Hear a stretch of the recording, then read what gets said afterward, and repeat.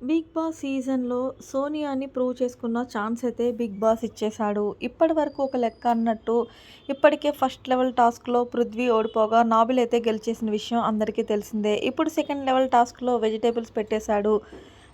నత్తలా సాగుతూ ముందుకు వెళ్ళు అంటూ అయితే ఈ టాస్క్‌లో నత్తలాగా అయితే కాస్ట్యూమ్ ధరించేసి ఎదురుగా వెజిటబుల్‌ని పెడతారు. దాన్ని తోసుకుంటూ అయితే నెత్తితోనే వెళ్ళాల్సి ఉంటుంది. లైన్ క్రాస్ చేయాలంటూ ఈ టాస్క్‌లో ప్రేరణతో ఇచ్చి పడేస్తూ వచ్చేసింది.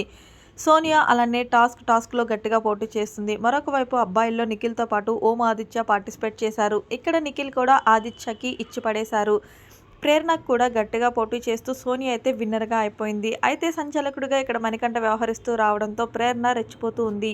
మణికంఠ నువ్వు సంచాలకుడిగా తీర్పిచ్చింది ఏమాత్రం కరెక్ట్ కాదు అంటే, నేను నా రూల్స్ నాకు బాగా తెలుసు. నేను చాలా క్లారిటీతో ఉన్నాను అంటే, తొక్కలో సంచాలకుడివి నువ్వు తొక్క ఆలోచనలన్నీ మాట్లాడుతున్నావు అంటూ ప్రేరణ కూడా ఫుల్ ఫైర్ చేస్తూ ఉంటుంది. ఇక్కడ మణికంఠతో అయితే గొడవ అయితే జరుగుతుంది. కానీ సోనియా అయితే తనని తను ప్రూవ్ చేసుకుంటూ వచ్చేసింది. ఆల్రెడీ పృథ్వీ ఓడిపోయాడనే బాధలో ఉండడంతో ఈసారి టాస్క్‌లన్నీ కూడా దెబ్బగా జరిగినాయని అనుకోవచ్చు. మీరేమనుకుంటున్నారనేది కామెంట్ సెక్షన్‌లో కామెంట్ చేయండి. అలానే మరిన్ని బిగ్ బాస్ అప్డేట్స్ కోసం మన ఛానల్‌ని ఇప్పుడే సబ్స్క్రైబ్ చేసుకోండి. Thanks for watching.